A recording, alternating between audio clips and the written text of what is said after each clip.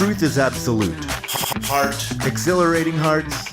America. Reawakening America. Good day, U.S. of A. We're here to affirm truth is absolute, tell stories that accelerate the heart, and reawaken the good people of America. This is Comer and Way.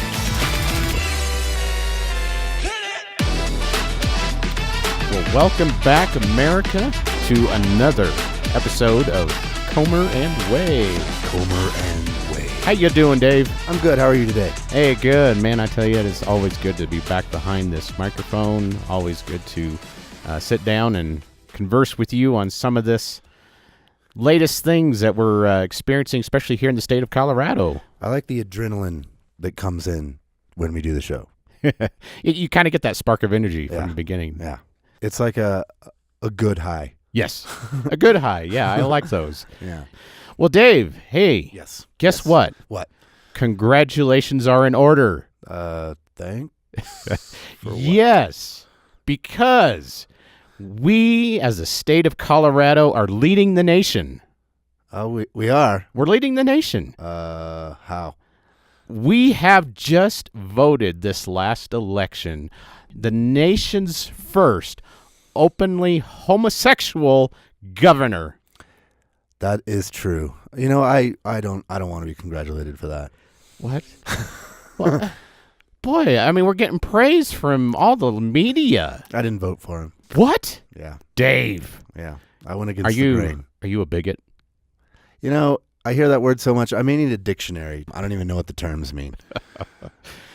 Colorado. We were the Epic West. Oh, yeah. Yeah. You know, we were the ones, we were the pioneer, we were the independents, we were the ones who really fashioned a lot of what happened out in the West here. And now we're kind of doing the same thing, but in an opposite direction. Yeah. Frontiering a totally different West. Exactly. It's no surprise that the very first bit of legislation that we're going to do is a sex ed bill here in the state of Colorado. Yeah, you know, this bill we're talking about it's HB 191032, the Comprehensive Human Sexuality Education Bill. Yeah. So this is basically putting a standard on schools of how and what they teach in these sexual education classes. Mm-hmm. And to me, I thought you learned math and stuff. Reading, writing, and arithmetic. You know, that's what I used to be taught. I think the real problem with the bill, though, is how young of an age they want to start teaching this stuff. Mm-hmm. When you're like real young, you should be thinking about like who gets the swing first and the playground, not how to perform different sexual acts on different types of people. Yeah, not how to be swingers. Right, exactly. When I was in like elementary school and stuff, it was like literally race out to get the best swing first. Yes. And it was a race, and the winner would be me sometimes and not me. And so that's what we thought about. But now they're going to start teaching these things, so kids are going to be basically taught things that they really don't need to be taught or be focused on at all. Sex. I didn't even know what the concept was at that age. No. You know, I had no idea what, sex or anything that was, not until I was 12 years old. Yeah. I didn't know that society is so uneducated on this topic. It's amazing that we've lived this long on this planet without this program. Oh, I know. I mean, it's amazing that we've survived as a species for millennia without having education to be taught how to procreate. Yes. That's amazing. It's the spirit that's behind what's pushing this. What was it, a few weeks ago now? We went up to the Denver Capitol. Yep. And we stood in opposition of this bill during the hearing. What was interesting was some of the impressions that I got through seeing the people who worked in the Capitol. Yeah. When we were there waiting to get in, I mean, they had to open up. I think it was eventually they had like 5 or 6 different rooms they had to open up for people to be in the hearing. Yeah. They had a smaller room, and then when they found out how many people were coming, they had to go to a bigger room. And since it still wasn't big enough, they kept opening more and more listening rooms where they would play the audio. And that's where I ended up, is in one of those listening rooms. Yeah. Yeah, I wasn't even able to get into one of those. It was all jam-packed full. Some of the comments that came out after that is the people who were there said that they had never seen that amount of turnout in the hearing of a bill. Yeah, it was unprecedented in, I think, probably Colorado. Yeah. To have that turnout against a bill. Yeah. Because there were some people there for it, but they were overwhelmingly against it. Yeah, in the very beginning of the hearing, a gentleman brought out a stack of papers. Yeah. They had a stack here that was for the bill, then he had a stack here that was against the bill. Yeah. And the difference between those two was too hard to not make mention of. I mean... And not only that, it was also calls. They had overwhelming calls. They were still getting overwhelmed with calls as the hearing was going on. Yes.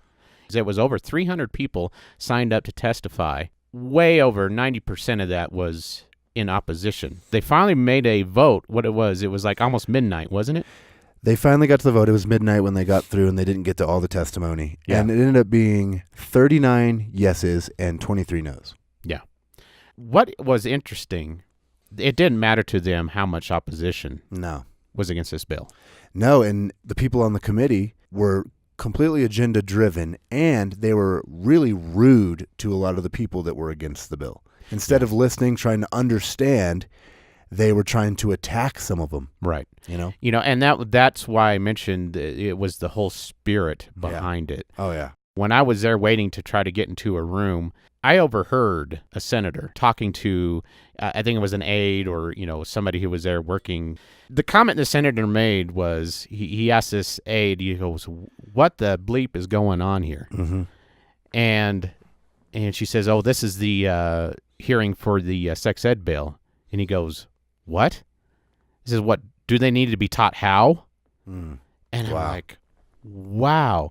And the next comment that he made was, "These effing people need to stop breeding."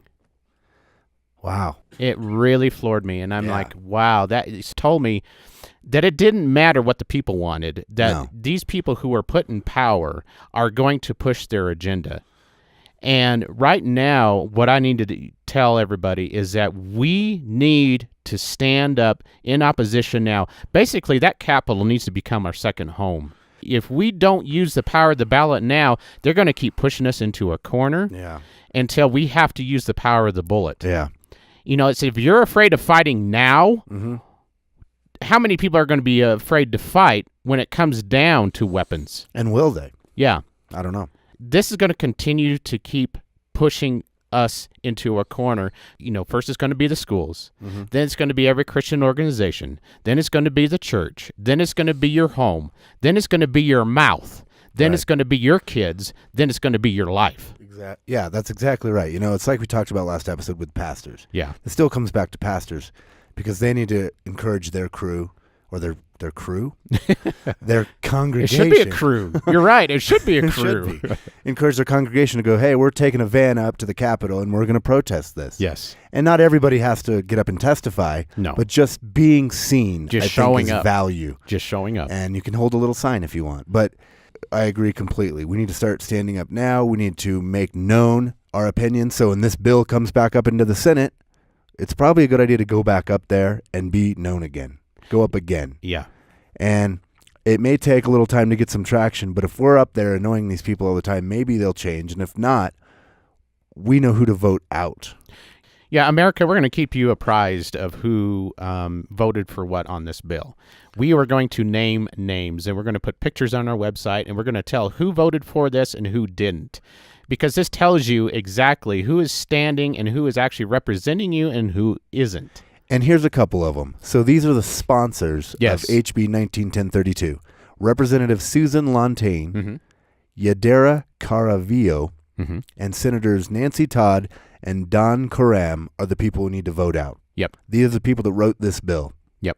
Dave, these people who we've elected and put into the Senate and the House, it should not come to us as a surprise. It was interesting to me of how many people come in. How can they do this to us? Well, did you actually vet and try to figure out who these people were? We're getting exactly what we voted for. It's not a big surprise that now we are the first state in the nation to have an open homosexual for a governor. What's the first bill of legislation? Yeah. To teach his destructive lifestyle in a graphical and perverse way to young kids. Yeah. people don't understand what it means to sacrifice. Yeah. You know, a lot of our country has never been in the military. They have never paid a physical price for their freedom. Like, I'm glad we made a difference. Instead of just saying, hey, this is what people should be doing, we did it. And it makes you feel good to get involved. Yeah. So you could say it's inconvenient, but really it's not. It's a duty we should have to make sure our voice is heard and oppose evil when it's presented in front of us. So many people think they're powerless. And that is the most common way to give up your power is by thinking you don't have any. Yeah. If you have that thought that my vote doesn't make a difference, well, you're absolutely right. Yeah. The man who thinks he can and the man who thinks he can't, both are right. That's true. You should believe that you can, and then it does count. Every vote does count. Every opinion counts. Sometimes you just lose the majority, but still you're heard, and that's your duty. That's as far as you can go with it. Yeah. Yeah, so I think each one of us inside have to decide, is our country and what it stands for and what it's supposed to stand for value enough to start fighting for it again? Yeah. And say, you know what?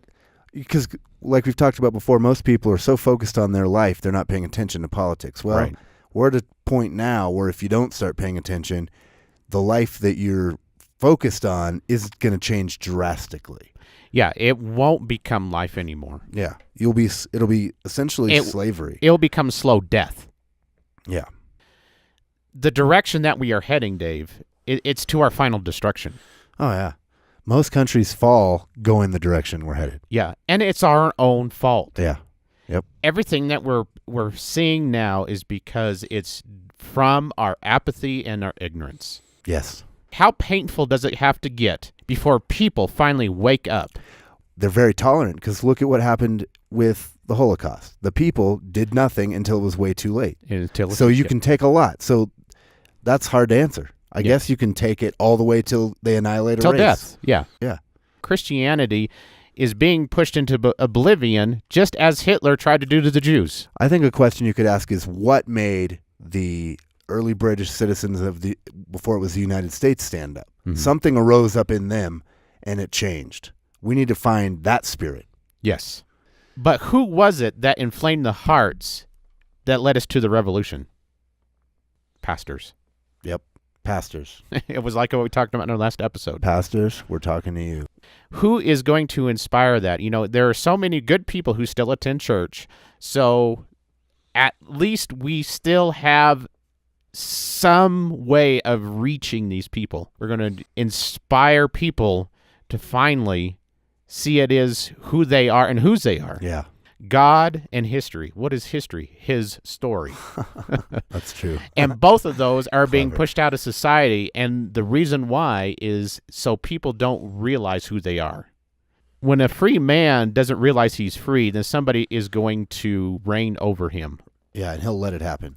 And society now is kind of teaching us that freedom is actually slavery. Now say that again? Like, think of like the Bernie Sanders type. Uh-huh. He'll say that his type of socialistic government is true freedom because everything's equal among everyone. Oh. So freedom and equality are not the same at all. Right. You could have two people and they both work hard, and one guy, maybe his business is very successful when he becomes a billionaire, the other guy doesn't. Right. They can both work equally hard. There's equal opportunity, not equal outcome. Right. And to spread equal outcome is not freedom. Right. But that's what socialism wants to teach us is that's freedom. So we've got to make sure that we understand these things, and that's why we encourage everybody to listen to shows like us. Mm-hmm. You know, get involved, read, maybe go online, maybe go to Colorado.gov and look up this bill and read through it a little bit and look at who voted and see if maybe you voted for or against these people, just out of curiosity, because it's good to be informed so that we know how to respond when bills like this come. And it's good to get involved. It was fun. Yeah. It was a good experience. And it makes you feel good to get involved. You didn't get the outcome you wanted yet. Maybe in the Senate we will, but it was a good experience overall. That reminds me of another good point, too. It's like if we have enough opposition to kill this bill, they're going to try to do it in another way at another time. They're going to say, ooh, we hit on a hot point, so you know what? We just need to wait a while and let that cool off, and then they'll try to do it again. We can't let it cool off. Right. We have to be vigilant. Vigilant. And that's what it takes is you've got to wake up. You got to remain vigilant. So many people are so vigilant in keeping themselves protected with, having their guns and everything. We need to be vigilant in being able to use our ballots to protect our way of life. Because these senators, representatives, they're vigilant. Oh, yeah. Like, they have a fury, and they'll go after it hardcore. And if we don't keep up with them or overtake them, they're just going to keep pressing on. Right. They are driven. Yeah. It's not good enough anymore that we've tolerated a homosexual lifestyle, which destroys people. It's just like adultery. Why in the world would you support something that destroys people? That I don't understand. That is what the spirit of evil is. The devil comes to kill and destroy. Yeah. And that is exactly what he is doing through this type of legislation. Yeah. We are on a path to destruction. Yeah. So it's not good enough now that we've accepted homosexuality in our society. Now they have to push it onto us to embrace and accept it and teach it to our kids. Yeah. And it says, how far are you going to keep going?